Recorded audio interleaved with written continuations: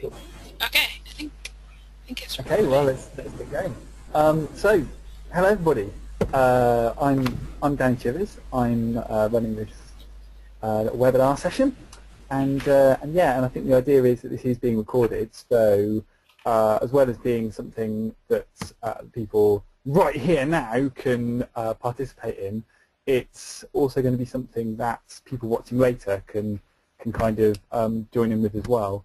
The aim of the session, and I just want to check this is correct and sort of what everyone's expecting, is to guide us all through the process of developing a short, entertaining performance, spoofing the presence of fossil fuel companies on a university campus. And at the end of this session, you should feel confident about writing and performing a piece like that in your group, or at least have some tools and some starting points for getting something like that going. Now, I want to check that that does sound like the kind of thing that people were expecting, and that sounds useful. So just I guess just check, does everyone, does that sound like what you were expecting? Yes, and a little plus sign from Eleanor. Does that mean yes? Yeah. Yeah. Yeah. Okay. Cool. Good. Um, so to get started, I guess I should introduce myself.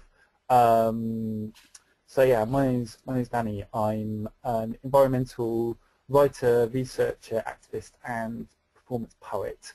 And increasingly of late, all those different things have kind of intertwined and overlapped and blended in with each other.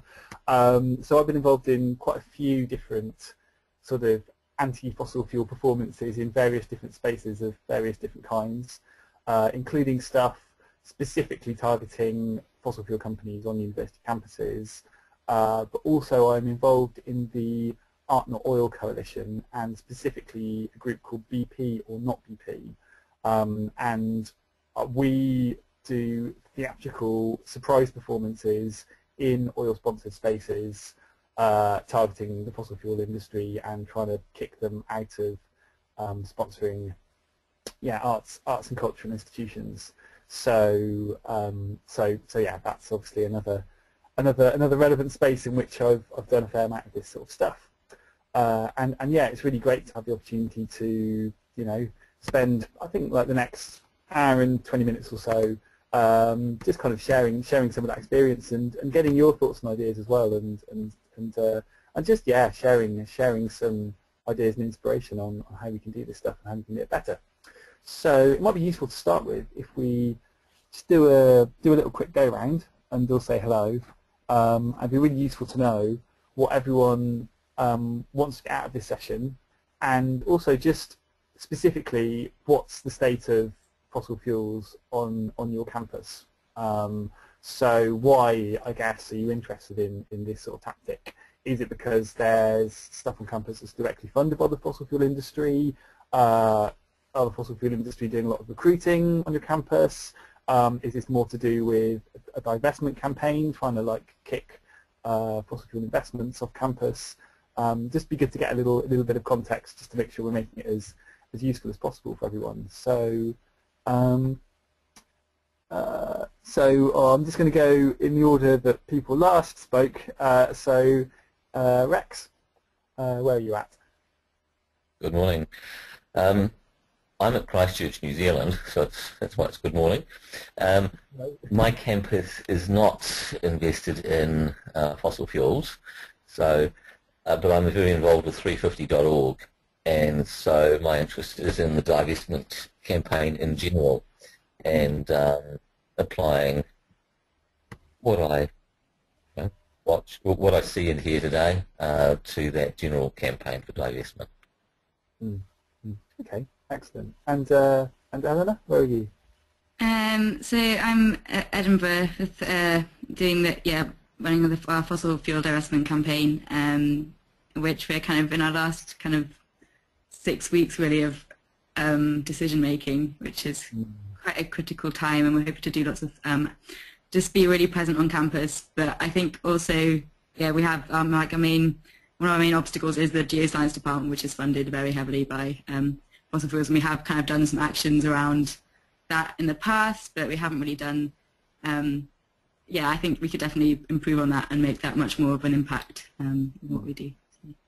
Cool. So it's specifically to do with, I mean, are there investment decisions and things coming up, or particular meetings you're trying to influence, or is it just a more general ongoing campaign?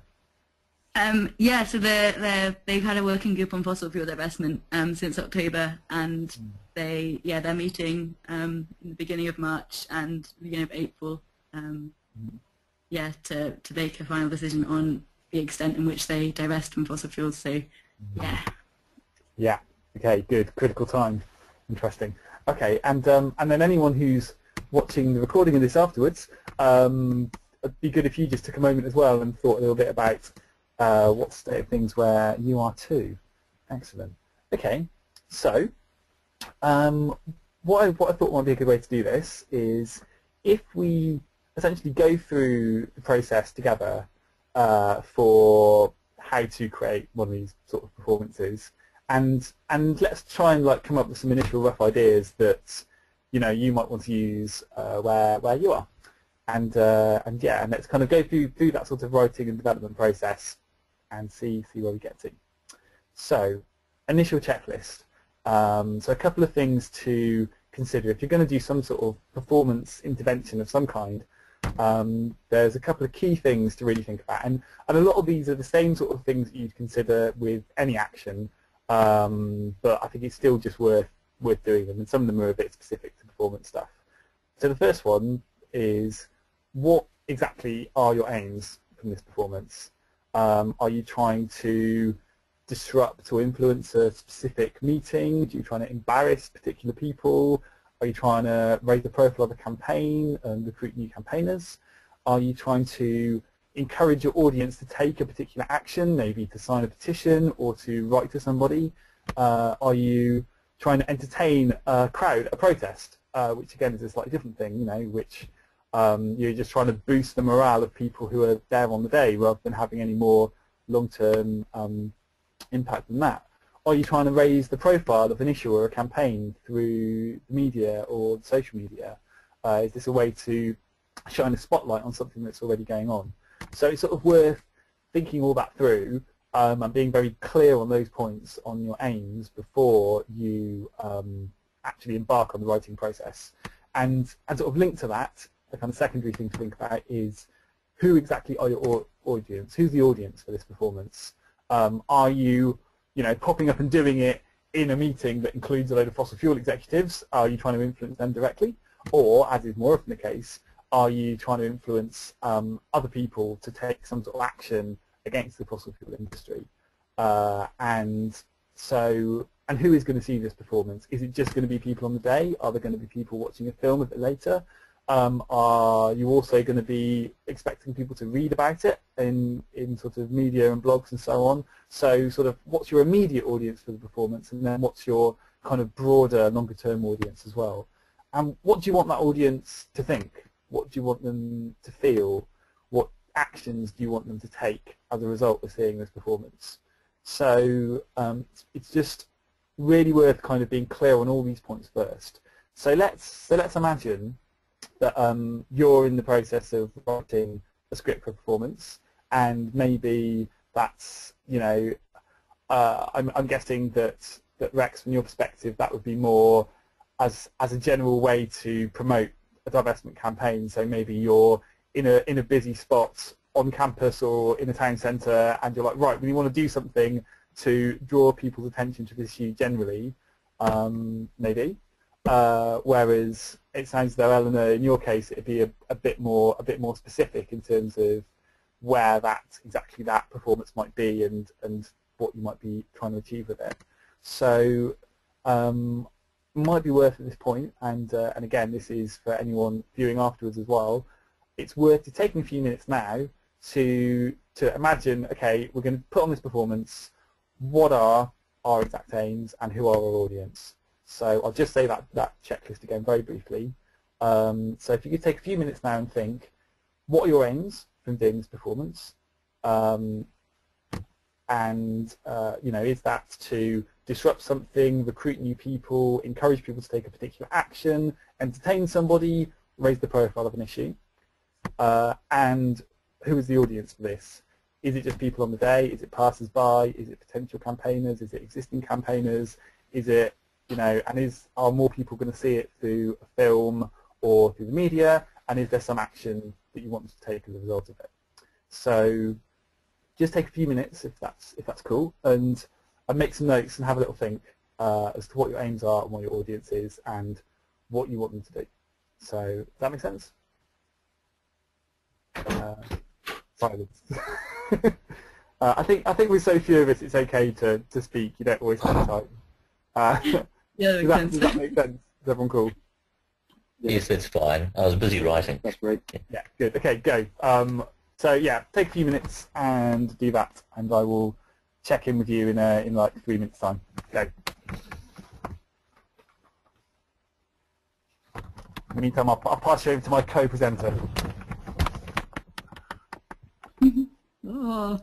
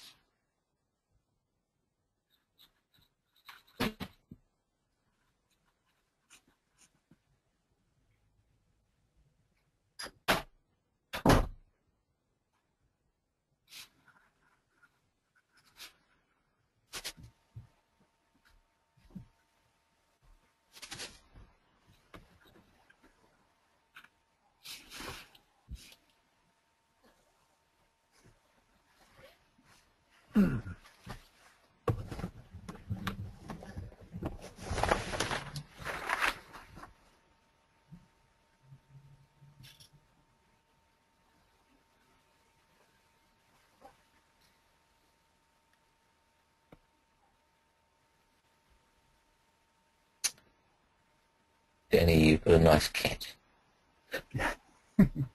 Yeah, it's always important to have a good and competent co-facilitator for these kinds of events, I find.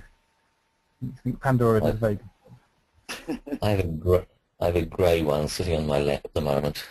Excellent. You're left out. Have you not got a webcam where actually you could connect the cats? Yeah. Cool. Okay. How are you all doing? Have we got some initial thoughts? Yes. Yeah. Do you need another minute? Or are you cool? I'm good. Yeah, I think I'm good. Okay. Good. On it. Great. So I think as there's only a few of us, we can probably I guess go around and hear everyone's thoughts. So yeah. Oh, Andy's going to join us as well. Okay, cool. Andy, what have you got? So yeah, I suppose I'm like thinking of this from like a bit of a national perspective, in that there's a few decisions coming up and what we think might happen in them. So like Oxford and like the Church of England as well, and potentially Edinburgh as well, is that the universities might decide just to divest from one sector. So they might decide to divest from coal and tar sands, but not all of them. So I'd like to do something that sort of shows why, just like showing that it's good to divest from those things, but also it's not enough, basically. So divesting from just coals and tar sands isn't enough. But also sort of celebrating it, partial celebratory, partial sort of mocking. And the idea that would be that was for sort of the sort of general public and activists to sort of to celebrate it as a victory, but also to sort of take the piss out of it a little bit. It's not going far enough as well. Yeah. So you mean that's quite an interesting balance to try and strike. Yeah. Okay. And who would you imagine like the audience would be for something like that? Probably more of an online audience for like just using around the time when the decisions come out. So doing a sort of spoof performance or spoof thing on the day to sort of yeah, to promote what happened, but also get our messaging in. So you'd imagine that in the form of some sort of performance that would take place at the place wherever that announcement was happening. Yeah. But that then would be filmed and would be hopefully seen by more people. Yeah. Beyond. Yeah. Yeah. Cool. Okay.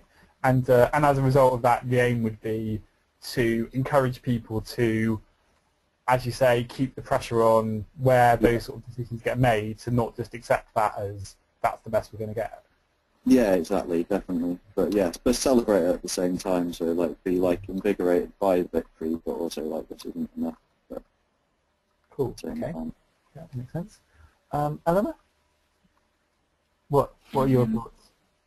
Yeah, I was just thinking, like when we were thinking of doing it, if we were going to do it in the next like couple of months, it would be to influence like decision makers, which I know one of the people in the working group is got like a geoscience background and has been funded by oil for a while.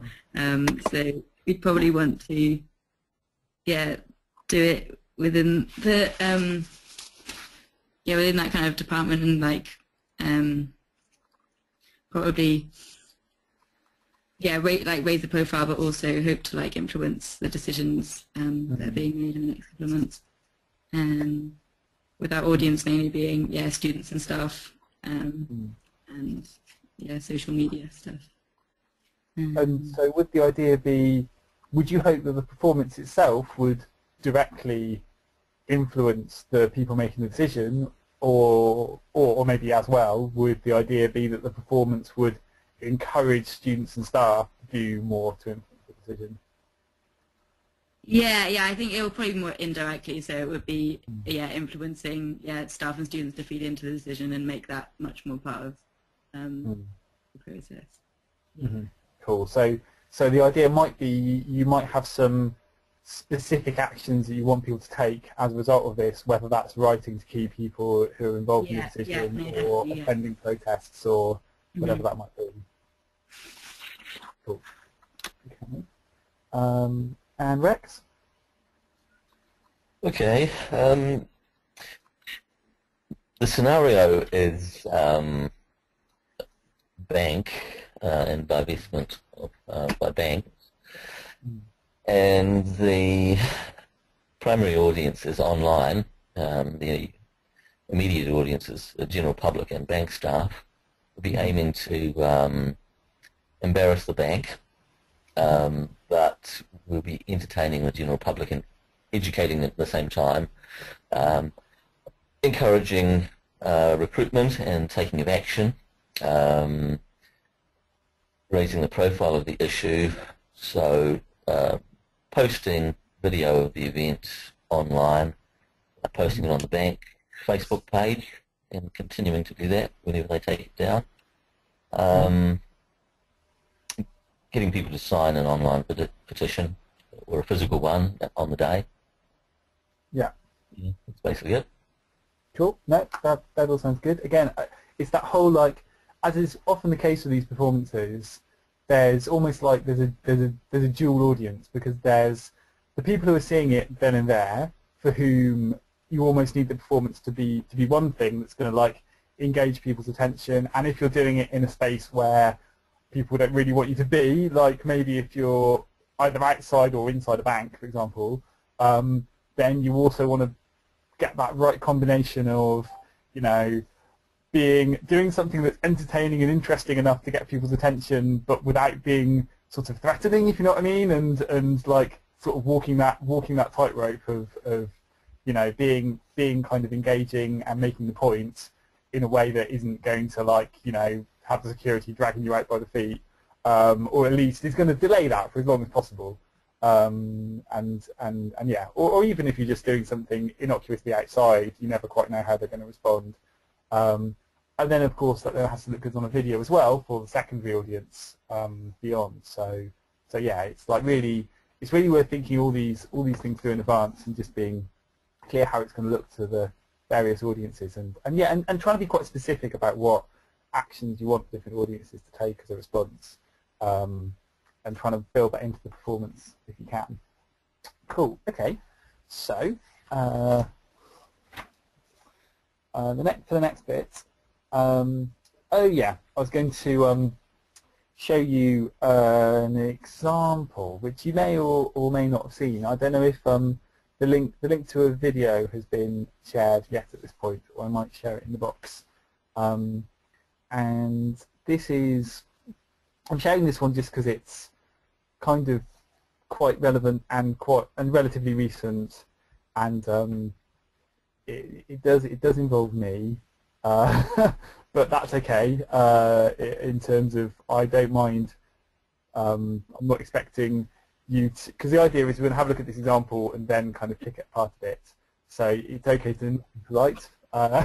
If you think I've done it absolutely dreadfully, that's totally cool. Let me know finally.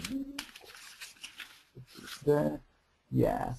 So the idea here is this was a here we go. So this was at the anti-fracking protest that took place last August in Blackpool in the northwest of England, and this is where lots of people came together from all over the country, and there was a day of action in which lots of different protests happened, including an occupation of an office of one of the main fracking companies in the UK. And then, while that occupation was going on, suddenly someone turned up, sort of a car sort of drove up to the protest and stopped, and a guy in a suit got out and walked up to the front of the protest and demanded to speak to the crowd. So what you'll see on the video is behind the speaker there's a building, and in that building there are a group of people occupying the office, and in front of the building there's a crowd of protesters who are there to support the occupiers, and yeah, you'll get the gist of what happens from when the guys start speaking, and then have a little look at it, and then see what you think, and we'll have a little chat afterwards as to how you think it went, and if you think and then we can talk about what the aims of it were and whether it achieved them or not. So do you want to just take 5 minutes just to again click on that link and go and have a little watch, and give me a shout when you've watched it.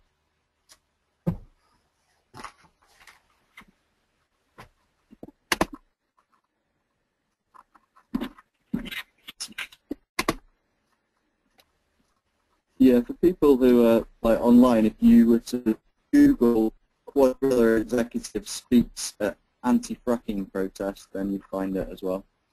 Mm-hmm. Quadrilla. Yeah. I know you couldn't make it up as like an evil company name, could you?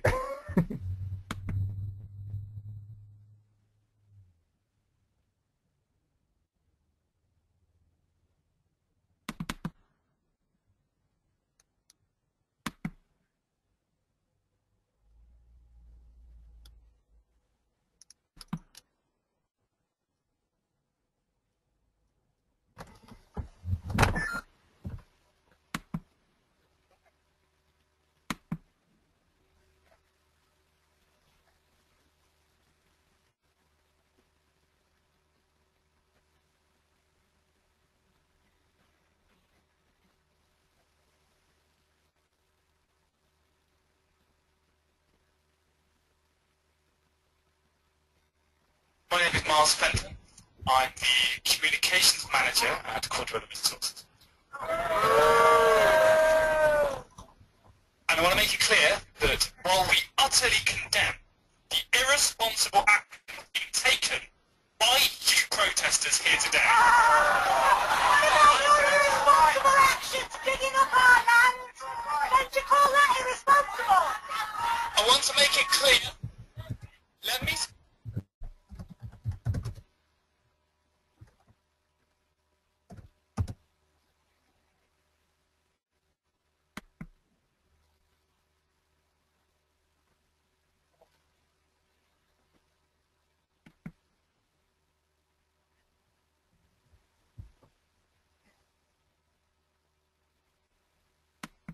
My name is Miles Finn.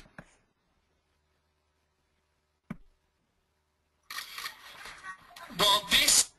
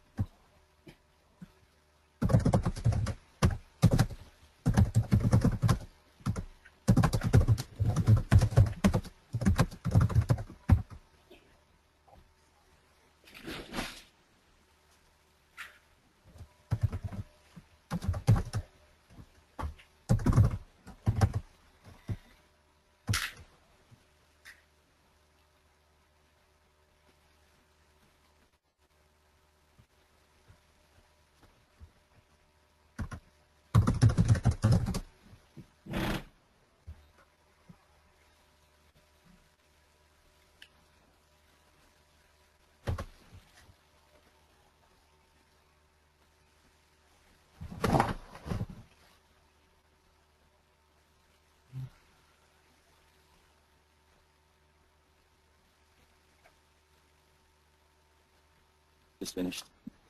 Enjoyable as always. Okay. Cool. Oh, you back as well, no? Hello?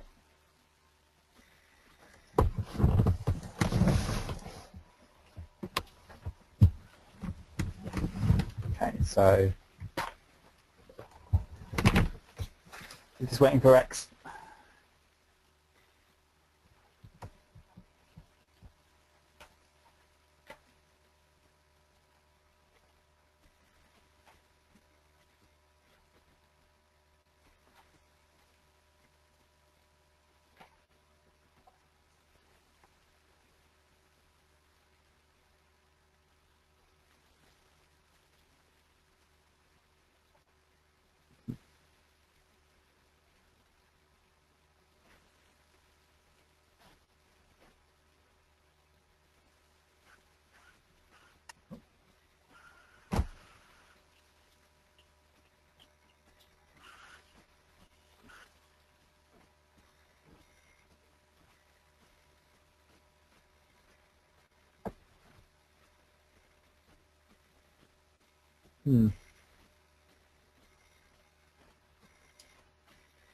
So who's here now? Rick's here. Hello. Hi. Hi. Yeah, I'm here. Andy's here. Anyone here? Miriam's here as well. Miriam's here. Bro. Just waiting for Aruna. Okay, give her a moment. Or we could just start chatting about it, I guess, and sure she'll join us in a sec. Well, congratulations! That's an Oscar award-winning performance and script. Yeah, it was all done in a sort of slightly sort of last-minute way. Not the way that you normally advise doing this sort of thing, because we were all camping at a protest camp just down the street from there, and yeah, so I wanted it to be a surprise for all of the people attending, as well as a surprise for the company. So I had to kind of go and secretly like borrow somebody's suit and have a shave at someone's house, and then turn up unexpectedly at the protest, just to kind of add to the fun of it, really. But yeah, I think it took some people there a while to realise what was going on. So yeah, I guess the question is, what do you suppose the aims of that particular performance were? Any thoughts? Hi, hello. I'm back now. So I think I missed the beginning. Cool. Yeah. So anyone got any thoughts on what the aims of that performance probably were? Well, you were drawing attention to the issue through a very entertaining presentation that would get people watching it, and spoofing the industry, yeah, presenting the arguments as to why fracking is so horrendous. I think one of the aims as well is to kind of embarrass the company, to pretend to be what their communications officer and come and make this really embarrassing speech in front of their headquarters. Yeah, it should be embarrassing for the company. Yeah, I mean that was definitely part of it too, and I think from our perspective, from those of us who planned this particular little bit of the stunt, there were I think there were two dual aims, and one was, I think, the one I mentioned before of being a bit of kind of entertainment and kind of rallying the crowd at the actual event, because obviously, you know, people are occupying an office, people are sitting outside, it's a long day, you know, you want to kind of hopefully keep the mood of the crowd going and give people things to look at and things to do. So that was definitely part of it. But it was also, yeah, a way of hopefully drawing more attention to what was going on. And in addition to the video that you saw, I also did an interview with BBC Radio Lancashire in character, pretending to be from Quadrilla, which I wasn't really, it was kind of amazing. I wasn't expecting them to actually believe me at all, and the guy did, and started filming me and started recording me. But obviously I hadn't fully prepared for that, so it became quite clear that I wasn't. But we got some really good photos of me having that interview, and then those photos, along with the video, were then really useful on social media, because the fact that not only had we done it, but we'd also, for a few minutes at least, fooled a BBC reporter, meant that then became one of the most shared things of the protest that day, and it had like a Facebook reach of like 14,000 people, which you know, we might not have had with just the protest, which is kind of ridiculous in a way, that me getting up and saying a few words and being a bit silly attracts more attention than people occupying an office. But weirdly, that seems to be the way social media often works, and that's where and the idea was that by doing that performance, we'd be raising awareness and informing people of the fact that the protest was happening, and that a lot more people would have learned about the protest and the issues because we did that little stunt. And I think that's to me is sort of getting to the heart of what this sort of performance can do.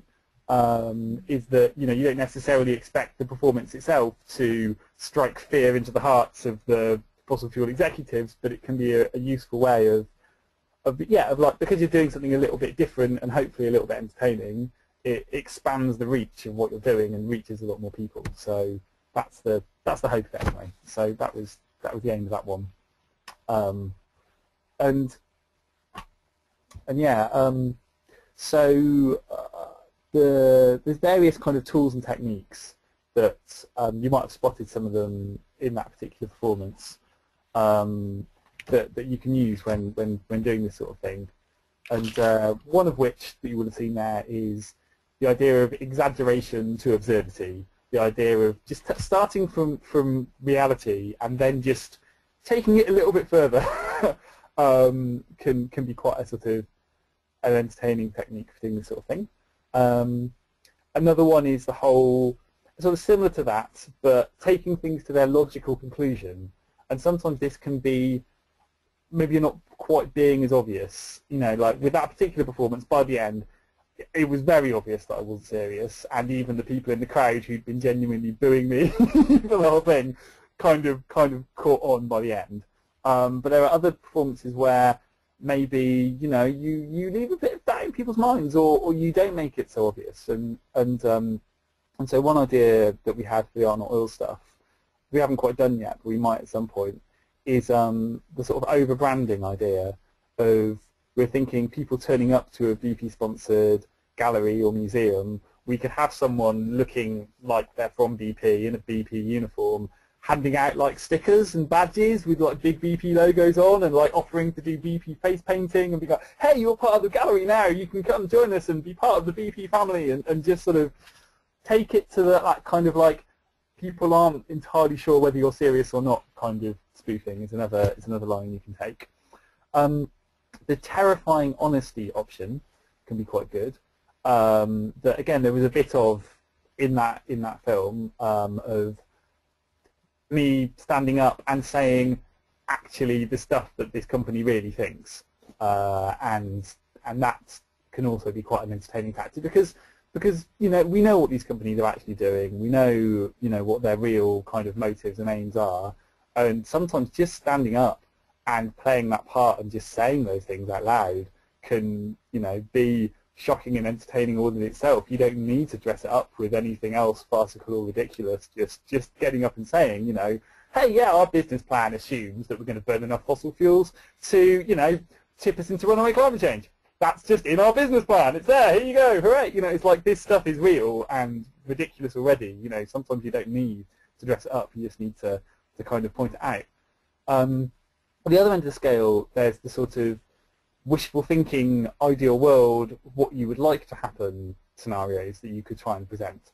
And those are the sort of spoof performances where you have fossil fuel executives or whoever standing up and repenting of their sins and saying that they're actually going to change their minds and scrap all this fossil fuel nonsense. And there've been some quite nice examples of that.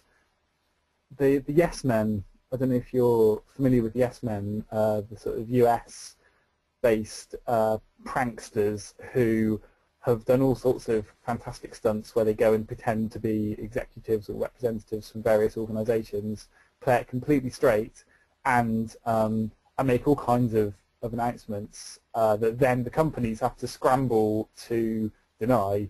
That can be quite interesting. So, for example, they pretended to be from Dow Chemical and stood up and pretended that they were going to compensate everyone for the Bhopal chemical disaster in India, and they were actually going to pay compensation to all the victims, which is what they've been campaigning for forever. And they managed to get on the news pretending to be a spokesperson from the company saying, yeah, we're going to compensate everyone, at which point then the company had to come on and deny that they were going to compensate everyone, and obviously that put them in a terrible position. Now, obviously in our sort of scenarios where we're doing little pop-up things locally to us, we're unlikely to get on the international news saying these sorts of things, but nonetheless it can be a real powerful tool of performance to imagine the best case scenario and what would it look like and what would you want them to say and what would they say in a sensible world. And that can be quite an interesting thing to play with.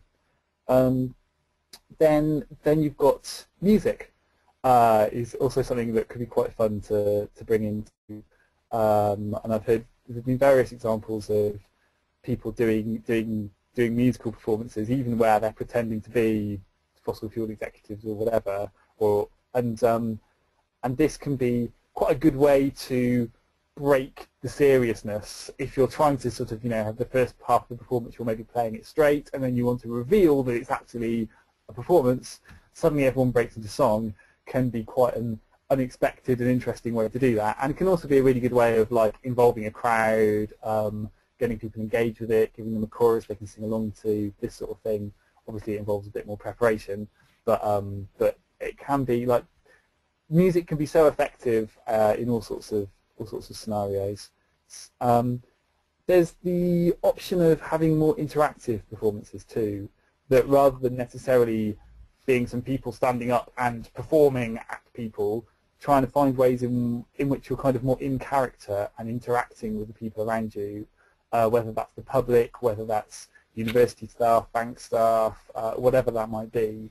That can be an interesting twist on it as well, and can bring some interesting new elements to it, and can also make things last longer. I mean, if you've got a script, then the script lasts a certain amount of time and then it's done.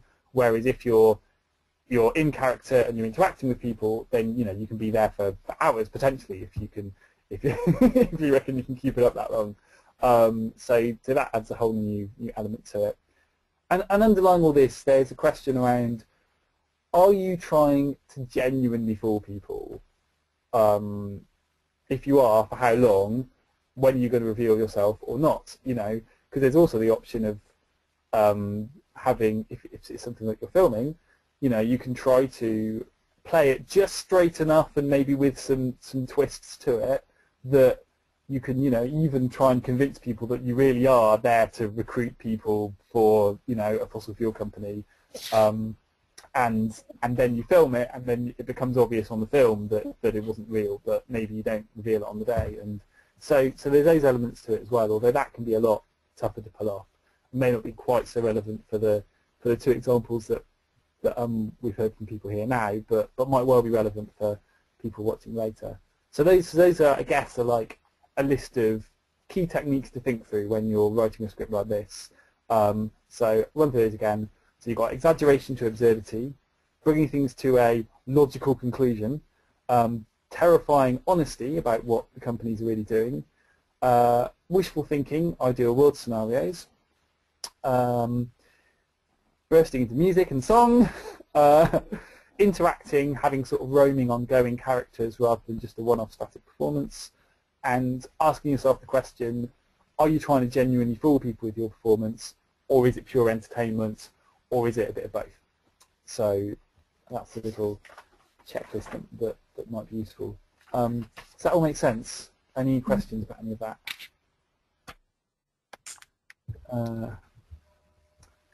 That's very good, Danny. Thank you. Cool. We've made a start with some theatre and made some mistakes, so it's good to have this reflection. Good. Okay. Well, we'll have a bit more time at the end where we can have a bit more general discussion, if you like. But let's. Would it be useful to look at another example at this point and maybe discuss it a bit more in depth? That's the next thing you've got. A quick question. That's yeah. okay. Hello? Yeah. Sorry, I think we've just lost you. What are we looking at? I think Andy was just trying to ask a question and he vanished. Can anyone else hear him? No. No. I think the Oh mic dear. might be working. I think he's got him. No, sorry. Oh, hello. Andy, Hello. sorry, were you trying to ask a question?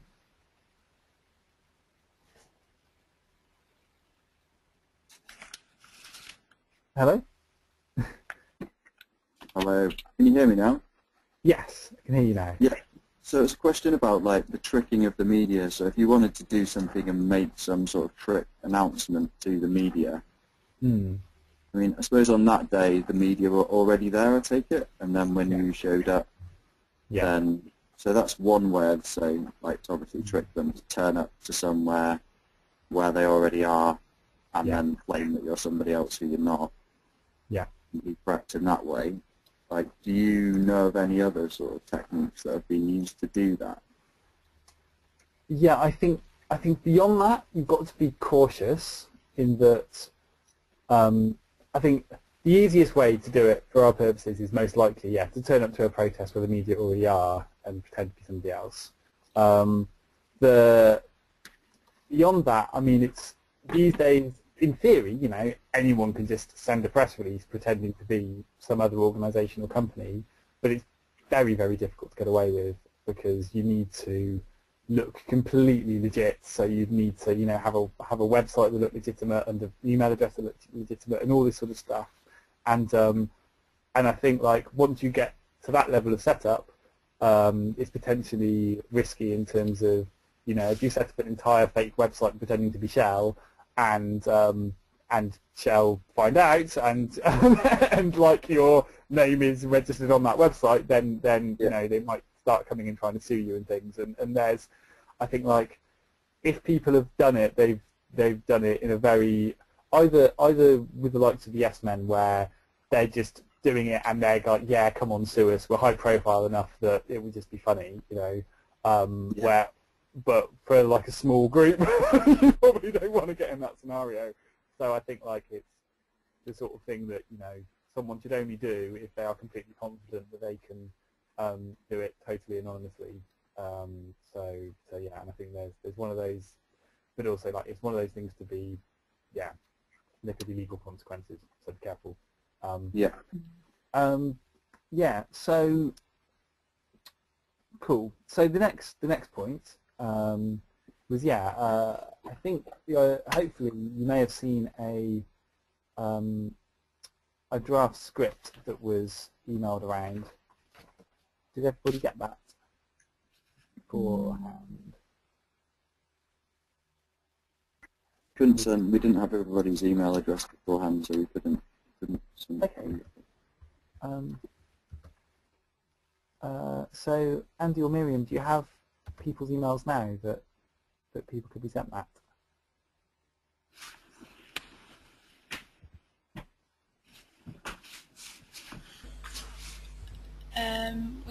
I could try and email people. It might take a little minute just to do it. So just to give you a bit of background to this, before it hopefully arrives, this is a stunt that was done in Oxford in 2012, I think, 13. It was the launch of the I think it was 2013. It was the launch of the new Shell-sponsored geosciences building on the Oxford University campus, and so the idea was to have some sort of ceremony there. Like there was a protest organised where lots of people would come and gather outside on the launch day, which we found out about because you know they tried to keep it fairly sort of internal, but it leaked out, and so we wanted a presence outside on the day showing that it wasn't something to celebrate, that there was a new partnership between Shell and the university and in the form of this building. So various things happened at that protest, but one of them was a performance, again with that dual aim of trying to entertain the crowd but also make the whole thing more interesting in the reports and so on that went out afterwards.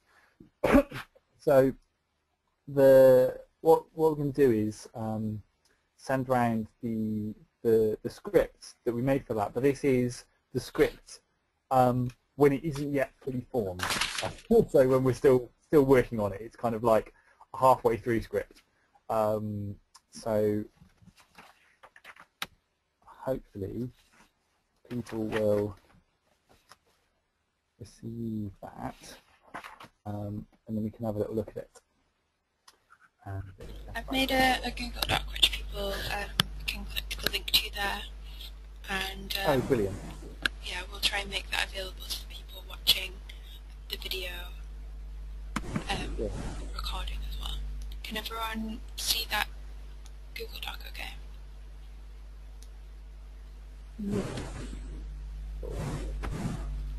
It's Have a in little. the chat box there, so Rex, can you see that?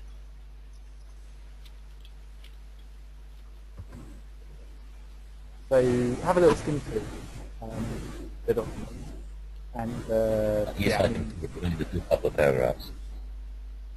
sorry? I can see the document, but only the first couple of paragraphs. Oh, really? You are looking at Danny's screen right now. So if you look, if you can see the chat box, Yes. there's a link there that I just posted, docs.google.com. If you click on that and open that in your browser, you should be able to see the full script. I lost audio for a while. Thanks. Okay. It's opened. Great. Cool. Okay. So yeah, take a couple of minutes just to skim through and get the general gist.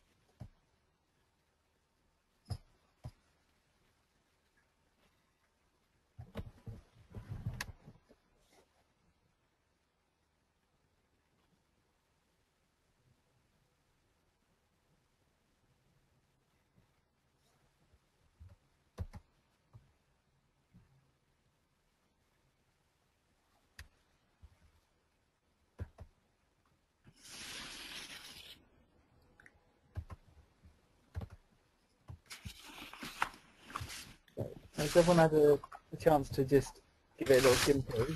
Yeah. Don't need any more time.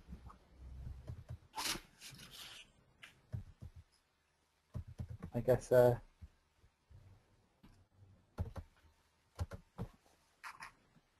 us a little maybe do us a little plus in the chat box if you want a bit more time, or a little star if you're right. A bit more time. Cool. Okay. Cool.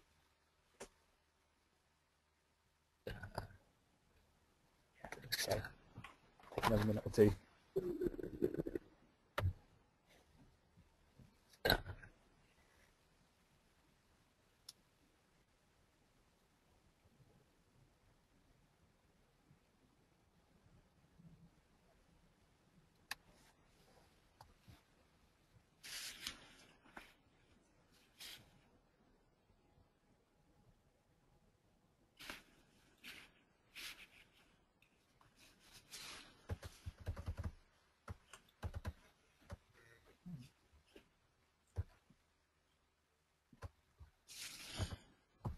let's just take 30 seconds more just for people to finish checking through.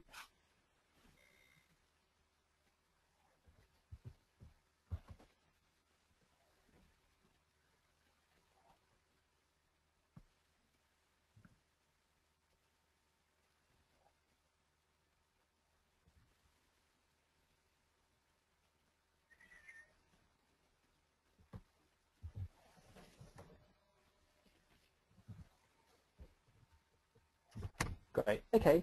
So first question is, I guess, do people recognise any of the techniques that I mentioned earlier in this performance?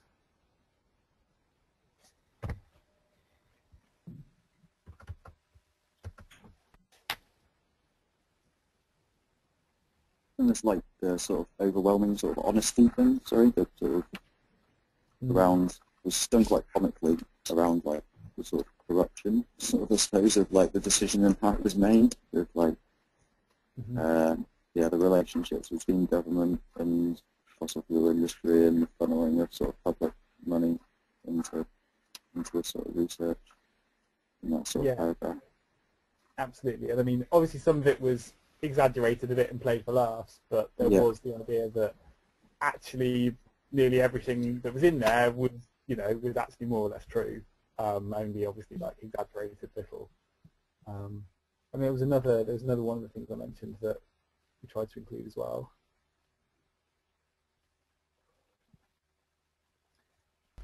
And imagining the future. That it's basically the kind of absolutely, it's that whole actually kind of wishful thinking. This is what we'd like to happen, so we're going to present that to you as part of the performance as well. The idea being that it would both be entertaining but also give a sense of, you know, what we were actually hoping would happen. Any sort of immediate thoughts on the script as it stands? Was there anything about it that you sort of particularly noticed or caught your eye?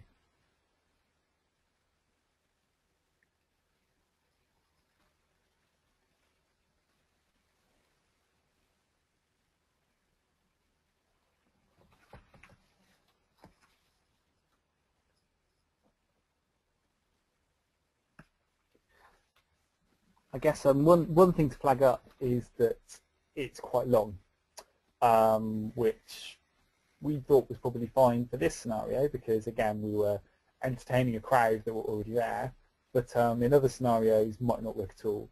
I mean, in particular, if you're in a kind of any sort of, I guess, contested space. So, you know, a lot of the times if you're somewhere where you're not entirely meant to be, or where you're not entirely welcome, or where people might want to move you along, then you probably wouldn't want something quite that long. The advantage of doing it longer was, as I say, because it was about entertaining a crowd, but also because it was in the form of speeches, it meant that not everyone needs to learn their lines. You know, they can, obviously better if people do, but you can have a bit of paper there in front of you and refer to that, so you don't have to absolutely memorize everything. Another point about it that you might have noticed is that this is a halfway through draft where we've done enough work to come up with the basic idea, and we've got a kind of draft script for some of the roles, but then for others we've just kind of got a rough idea of this is what this person will say at this point. And the idea of that meant that then the people who were playing those roles could go away and take that kind of core idea and write it up themselves, which is quite a good way of doing this as part of a collaborative process. And it means that rather than people being handed a massive load of lines, they've actually had a say in what those lines are and in working them up and doing them in a way that they're confident about. That means that everyone can chip into the performance. So in terms of how this script or how any script generally comes together, it starts with the initial idea, which, you know, will have come from the process we've talked about so far. So starting off thinking, what are the aims, what are the audience, then thinking, what are some of the good performance tools and techniques that we can bring into this, and that maybe gives us that core idea. Then that's usually something that then will be discussed, and we come up with that idea together, and then maybe 1 or 2 people will go away and write a kind of initial draft, a bit like this. That would be like, okay, we talked about the ideas, we said we want to have a closing ceremony, and we know who the characters are we want to be, so someone go away and start drafting something and bring it back.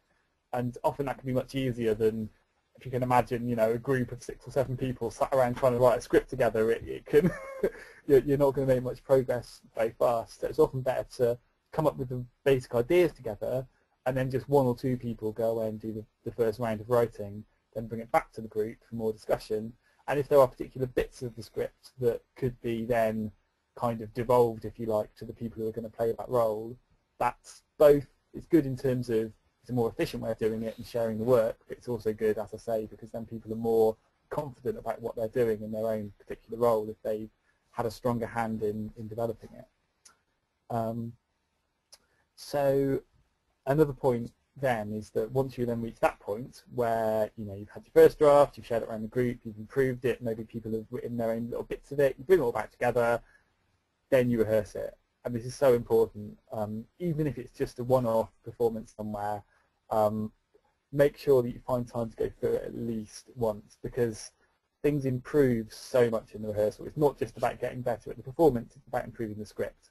So once you're actually there, standing it, saying the words out loud to each other, even just reading them out, it becomes obvious how long it is, which isn't always obvious from the script, and you can tell then if it's really long or really short or whatever.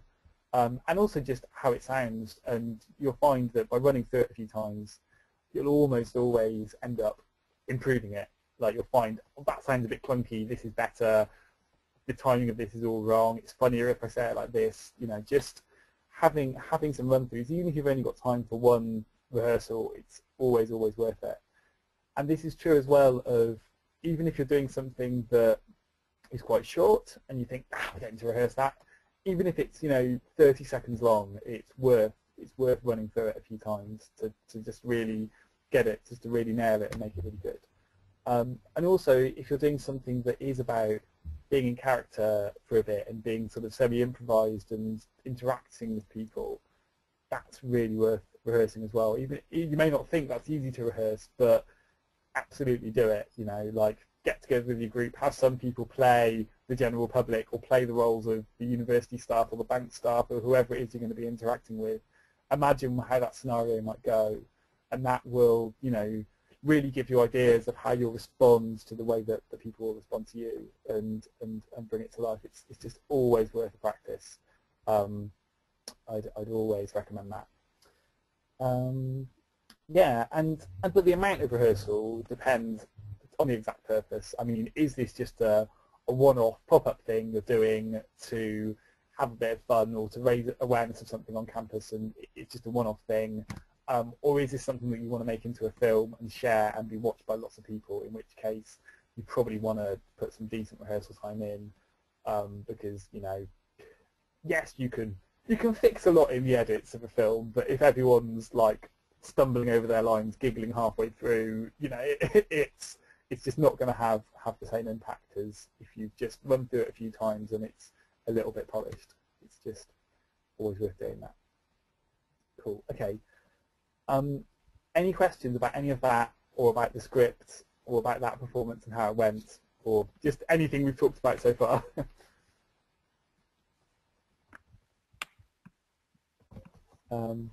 Feel free to do a little plus sign if you want to stick your hand up about that.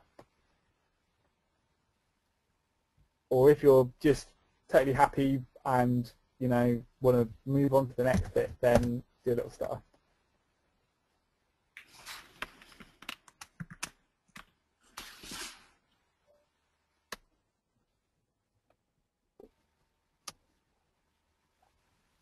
Okay. Sorry, my audio keeps on drifting. Yeah. Great. Okay. So. Oh, Andy, hello. Do you want to say something? Can you hear me now? Yes.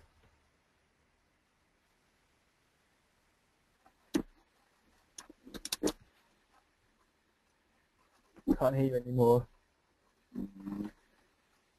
Are you speaking? Okay.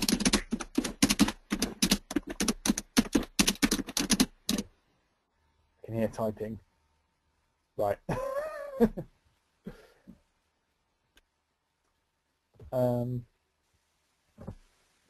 So, Andy, do you mean you can't hear us? Can you hear us?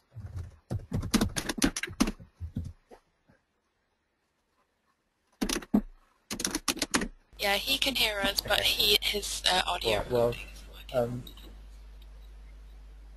Right. Well, Andy, if you want to type a question at any point, then please do. But what I was going to suggest for the next bit was, I guess this could be an opportunity for you all to sketch out any ideas of your own that have maybe kind of occurred or started to form in your brains as we've gone through this session. I guess for either, and this might be ideas you've already had in, you've had before, or ideas that have come up in the last hour. But yeah, do you want to just all take 5 minutes to sketch out some rough ideas for, and it doesn't have to, like, we're not expecting this to be amazing, this is it, the perfect performance, but just some starting points of what a performance might look like if you were to go back and start writing a script after this session. What ideas might you have? So yeah, so just take a few minutes and yeah, start sketching out any ideas that you have, and then we'll come back and we'll sort of discuss them a bit and see if we can sort of work them up. So yeah, off you go, and I guess take, let's say, 5 minutes. So 5 minutes, sketch out some ideas, see what you've got, get a sort of rough shape of what a performance might look like, how you might imagine it based on the stuff we've talked about so far. Yeah, off you go, and see you in 5.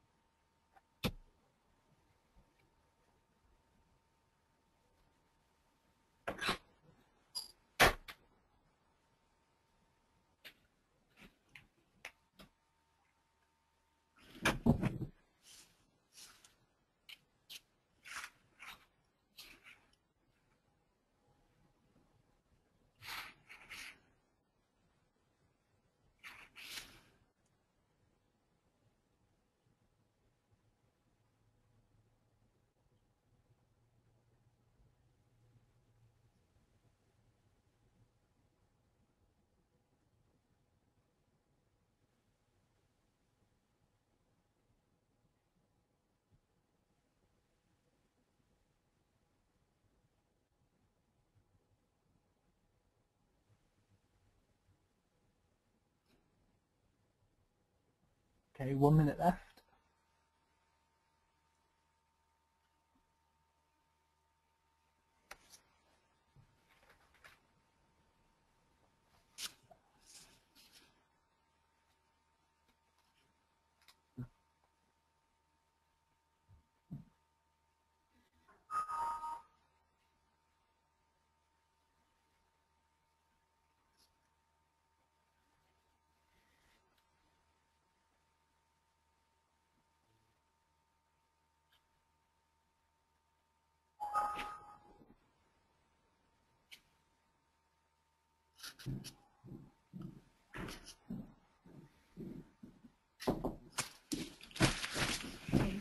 I'll be out.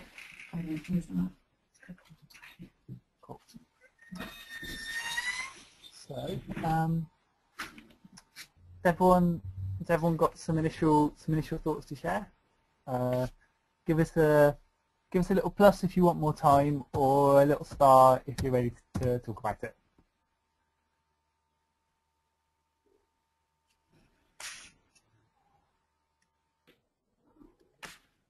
Or has everyone gone to the booth? Ah, excellent.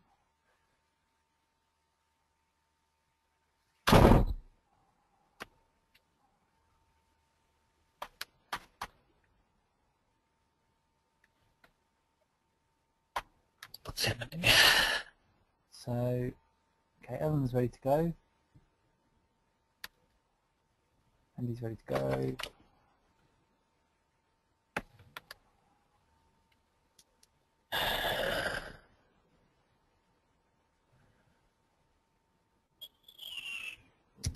I can hear you, Rex.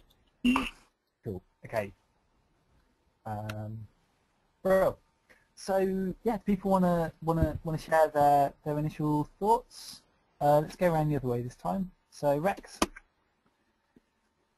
Me first. Oh, okay. The situation here is quite different. And thinking of banks and not campus, and the fact that our banks are not in high street situations, but generally in shopping malls, which are private property, and so we've got a very short interval before security move us off. Yeah. Yeah. So my thinking at this stage is simply about an official attempt to assume.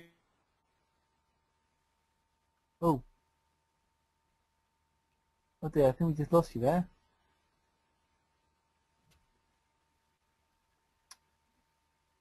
Can anyone still hear Rex?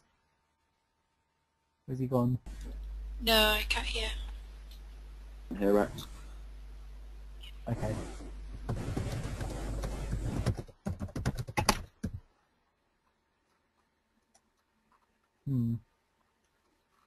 Imagine him just speaking about what his script's going to be down the other end. No. Ah!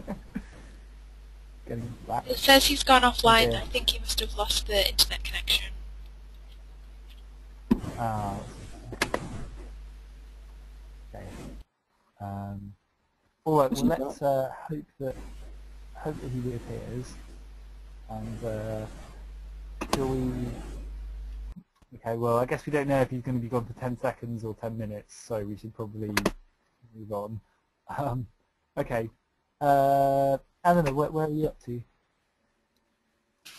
Yeah, so yeah, I suppose I was thinking something quite similar to the script that's up there for Oxford really. We've got kind of quite a few science buildings that are like kind of proposals for new ones being sponsored by I think it's Shell. So doing a script quite similar, maybe also kind of like celebrating anything in the future and kind of like celebrating the kind of sustainable like research that's been achieved, and like looking into kind of bigging up that like that kind of thing. But yeah, I think there's something quite similar to what's already there, and probably in the next like either you'd have to think of whether it was like before or after the divestment decision. Possibly if they like partially divest, then looking into doing something around that and focusing in on that. Yeah, I need to probably think about more with people that I'm working with. I think I think the key things to think about in that scenario are like when and how would you do that. I mean, the reason that we did ours was because it was coinciding with a protest that was already happening and was hopefully adding to that protest, and it gave us some good photos. I mean, one thing that was a issue, I don't think we got a good film of it, which was a shame, but it definitely gave us another good twist to the story, which then went into a lot of the, we got local media coverage and student paper and blogs and all that sort of stuff, that then it gave it another useful element to that and made it all a bit more interesting. So I guess it's a question of, would you do it to coincide with a protest that was already happening, in which case you then got an audience laid on, or would it be something you do as a surprise that you'd kind of break into and try and catch an audience from people who are there? No, that's definitely something you need to think about. I think it would probably be more coming as more of a surprise angle, in terms of like a busy time on campus when people are just kind of passing by, and it would be more spontaneous like that. I think that's something that would probably the context of the one that would be. Yeah. I mean, that can often be really, really effective, and especially then if you're making a film of it, it adds an extra kind of, element of excitement to the film that will make you hopefully more likely to watch it. You can say, aha, we did this surprise performance that I was expecting and didn't have permission to do. That kind of makes the film more interesting, and then makes it something people are more likely to share and watch. That's what we found. So that can be quite a good way, but then the downside of that is that you have to find a way of capturing people's attention very quickly, which can be difficult. And I think what we found with our performances is having something that's very either visual or noisy that gets people's attention right at the start can be really effective. And we've sometimes done that musically, that we've had people sort of suddenly sing a song, and then that is always very good at drawing people's attention, and then that marks the beginning of the performance. Or something very, very sort of visual and visible happens that people can't ignore, whether that's a group of people doing something strange, or or setting up some sort of prop or banner or something that gets people's attention. So if you are doing it as a surprise, those are things to bear in mind as well. Do we not have Rex back? I don't think so. Rex? Yes, I'm here. We lost sound for a while. Okay. Hello. Hello. Well, we've just been talking about sort of what Eleanor's up to while you've been away. Eleanor, are there any, I guess, final thoughts or questions at this precise moment that you'd like to ask, or that you'd like advice on about doing that? How did it go when you did this? What was the kind of feedback that you got? As I say, it was part of a protest, so it meant that we had to sort of do it under a bit of pressure, because university security really weren't happy that we were there. And we were outside the building, but we were, they were kind of like hustling us into it, like, you can't stand there because you're blocking the entrance, and you're going to stand over there and on this bit of pavement only, and don't block the road, and so but that was always quite helpful. You kind of it makes the whole thing feel a bit more, having a little bit more tension there kind of makes it all a bit more exciting, and then to break into a performance is then quite disarming in that scenario. If we're all, like, obviously we also did a lot of chanting and a lot of waving banners and handing out leaflets, but if that's all we're doing, then that can sometimes get a little bit tense. Whereas if you do a performance, it can kind of break the tension a bit, and if you're trying to, like, be a bit tongue-in-cheek about things, and so So yeah, it was fine. I mean, there were a few things that we hadn't fully thought through. We didn't get a good film of it, which was a real shame. That was a problem, and I think we could have been more effective if we had. The podium that we prepared, we we made at kind of the last minute out of cardboard and polystyrene, and then it was windy, and so it kind of like it sort of we were trying to like have a little practice around the corner before we started, and then it basically the wind blew and the whole podium fell apart during the rehearsal, so we didn't even actually get it over to the performance itself. So things like that are worth kind of advanced planning and those things in advance. But in terms of the thing itself, it felt like a useful thing to be doing on the day.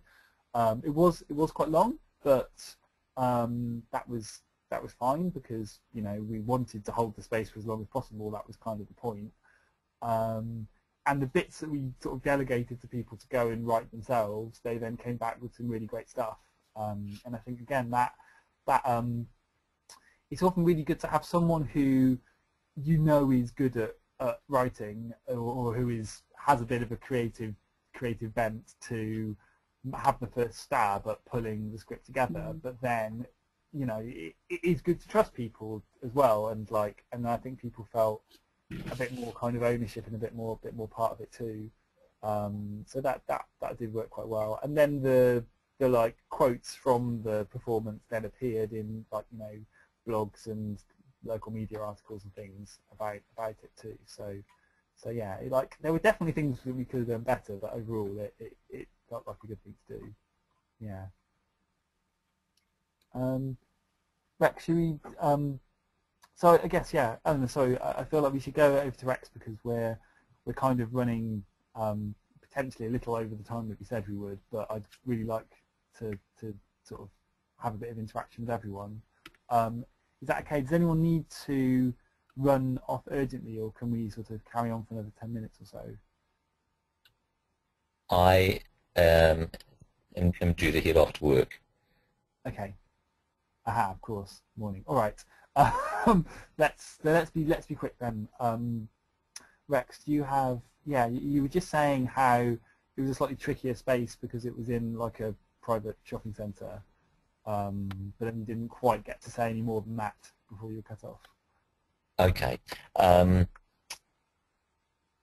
The initial idea that I have, which needs reviewing, and if we go with it, then a lot of work done on it, is simply to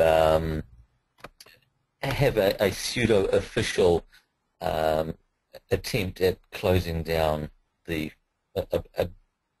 branch of a bank on the grounds of its recklessly endangering the public health through its investment policies and actions.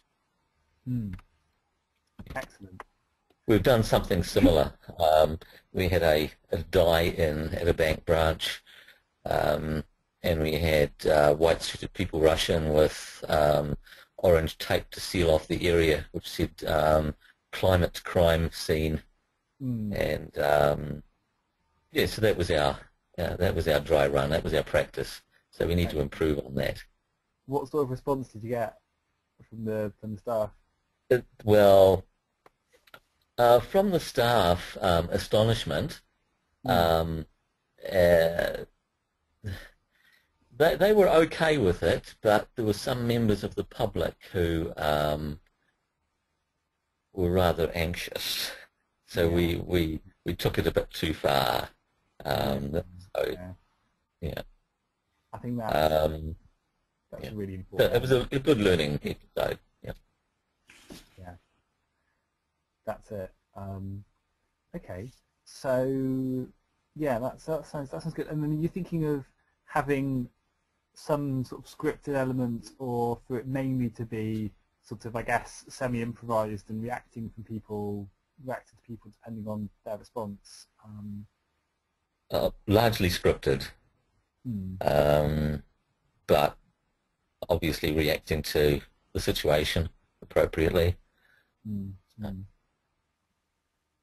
Yeah, and I guess just sort of, as you were saying, it's always worth just reconnecting with the aims that you were saying at the beginning. I mean, if the aim of this actually is less about influencing or doing anything to the people who are there at the time, although there may well be passers-by who will be interested and will interact. It is more about trying to make an interesting film that will then, you know, help to share the message afterwards. So from that perspective,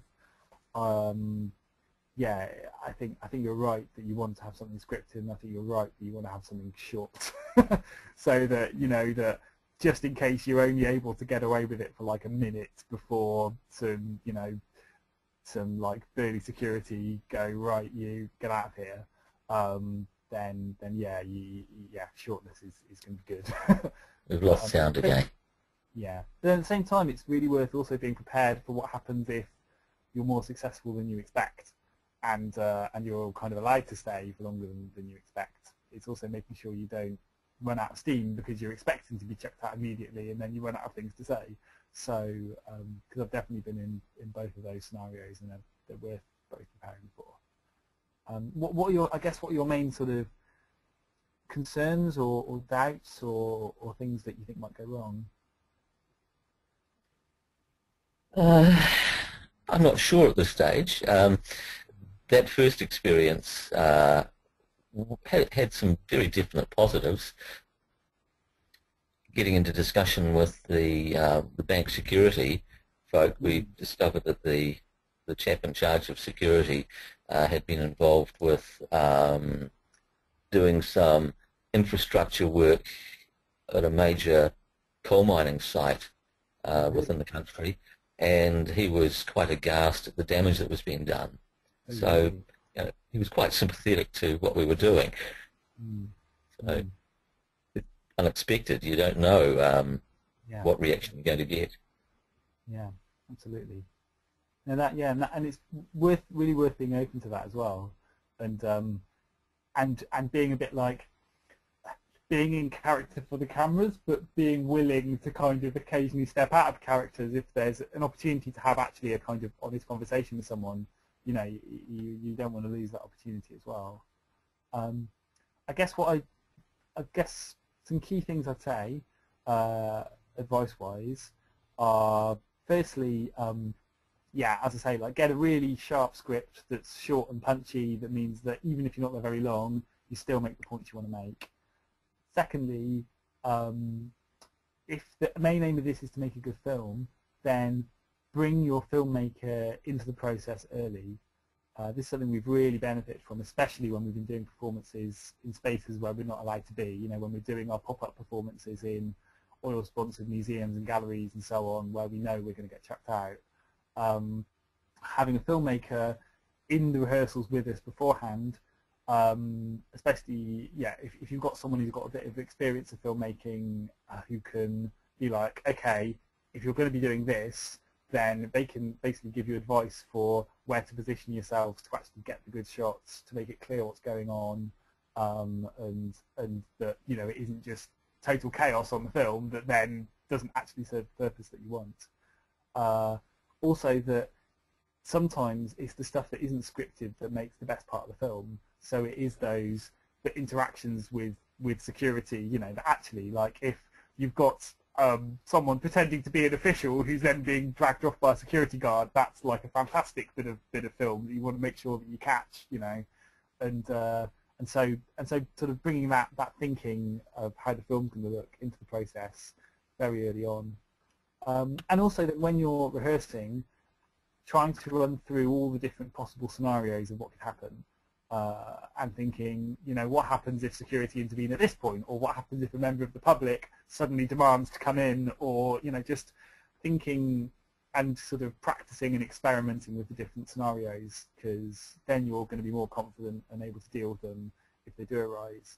And on top of that, as I say, also being prepared for the best case scenario, because sometimes it's amazing what you can get away with because people don't expect this sort of thing to happen, and you've always got to like have a plan for what happens if you get away with it beyond your wildest dreams, and, you know, how are you going to keep it going, and how are you going to respond to that.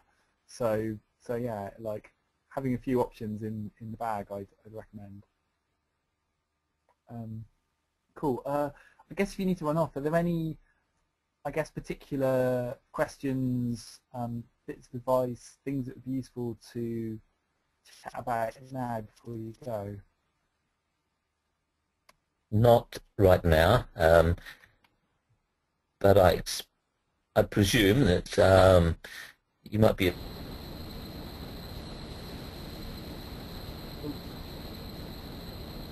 Yeah, losing you again. So what news? Well, I think if Rex was just about to say that I might be available to talk again, then yes, that was what I was going to say at the end. That if you have draft scripts, ideas, things that you want to kind of run by or discuss, then I'd be really happy to do that. And I was gonna. Oh dear. Yeah, I've got to head off, but thank you very much for everything. Yeah, it was really good. Okay, good. I'm good. That's useful. Well, both of you, just I guess you can contact me via PMP. Just if you have, like, as your scripts and your plans take shape, if it's useful to run them by me, then please do. Just drop us a line. I'd be really happy to chip in with any help or advice I can give. Great, thanks very much. Cool. Right. No, good luck. It all sounds really great. Thanks, Danny. Cheers.